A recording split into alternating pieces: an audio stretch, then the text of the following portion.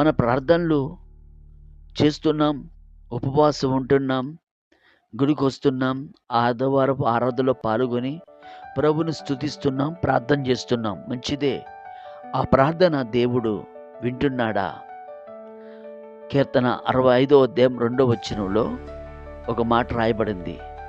ఆయన పేరు ప్రార్థన ఆలకించువాడు అని వాక్యం సెలవిస్తుంది.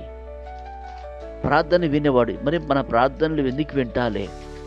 ఎందుకంటే బైబిల్ గ్రంథంలో యెషయా గ్రంథం 59వ అధ్యాయము 2, 3 వచనాలు చూస్తే అక్కడ పైనుంచి చదివితే, రక్షింప నేరకుండినట్లు యెహోవా హస్తం కూర్చగా లేదు, విననేరకుండినట్లు ఆయన చెవులు మందంగా లేవు, మీ దోషములు మీ పాపములు అడ్డుగా ఉన్నాయని వాక్యం సెలవిస్తుంది.